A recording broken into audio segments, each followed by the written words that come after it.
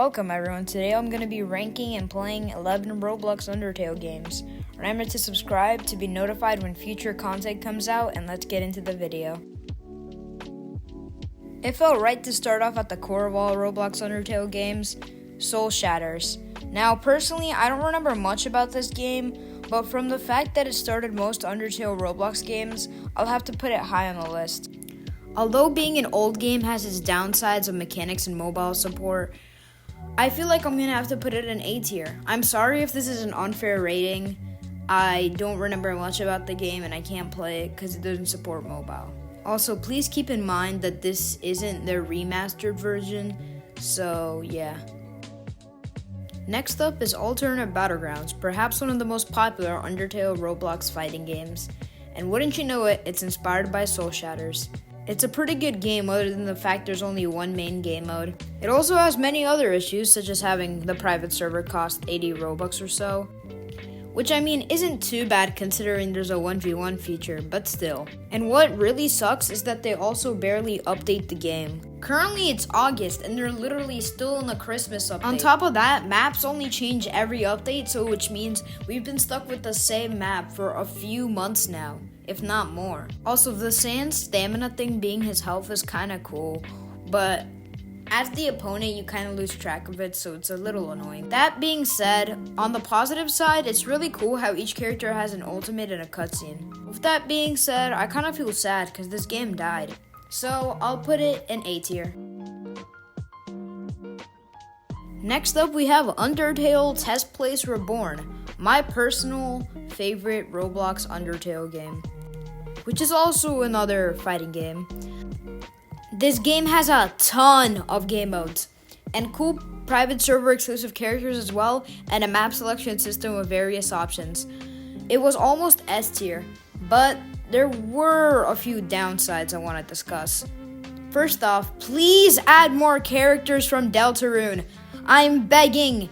And also give Jewel some skins. I've discovered this game just this year, and so far it hasn't gotten many major updates. Sort of like Alternate Battlegrounds. It's kind of sad because I feel like they have potential, but they're wasting it. By far, the worst thing they did was make the private servers go from being free to costing 50 Robux a month. Just for that, I should put it in F tier. It wasn't always like this. It used to be free. But no, they had to make it 50 Robux a month. On top of that, there's no 1v1 system that I know of.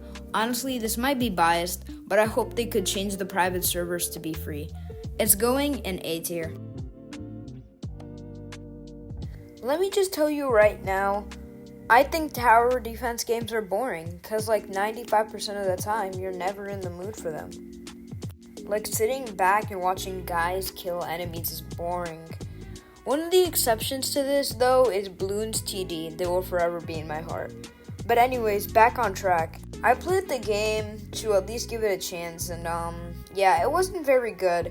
They could have done something special with the mercy mechanic maybe, but no, they just did nothing with it. It just doesn't stand out from the thousands of other tower defense games. It's not the worst, it's still a playable game. So, I'd give it a D tier. Call it bias all you want, but let's move on. Another short one. I'm just not the biggest fan of roleplay games, but even for a roleplay game, this is pretty much a little below average. Like, if you're roleplaying, probably go check this game out, but the only reason I feel like it doesn't make it to A tier is due to the fact that there's barely any content, especially for a game that's been out since 2016. Like, that's basically as old as Undertale is. Well, I mean, maybe a little bit younger. But anyways, I'm putting it in B tier. Pretty similar to Undertale RP is Undertale RP Crossing Timelines, but for a game that's been out since 2018, weird how they say morphs are coming soon, but still haven't been added. Even though it's been out for long, I feel like it has potential. So, B tier. This game is pretty much Undertale on Roblox, but for free. Maybe a bit more crappy. It has some extra content, so if you ever want to experience something like that, this game is for you. But I'll have to put it to B tier due to lack of originality. Now, I haven't played this game in a while, so I went and replayed it for this video, and it's pretty much like how I remember it. It's basically one of those Undertale games where you grind to get characters which have some moves and stuff. And the thing is, there's way too many these types of games on Roblox about Undertale. And the only thing that makes this good, this genre good, is the variety of characters. The fighting sucks, the models are okay. It does have a lot of content though, so I'm gonna put it in B tier. Okay, the last couple of games have gone by pretty fast. Let's slow it down. Undertale Last Corridor is a game that takes upon the concept of the last game and enhances it. One person is Sans and the other 4 are humans. There's many characters you can get, many humans and souls you can get, as well as weapons. You can even upgrade them, and they even have multiple skins. There's also multiple game modes, one called Silly Mode. I haven't tried it out yet, but from what I remember at least, it seems fun. With that, it's going into A tier.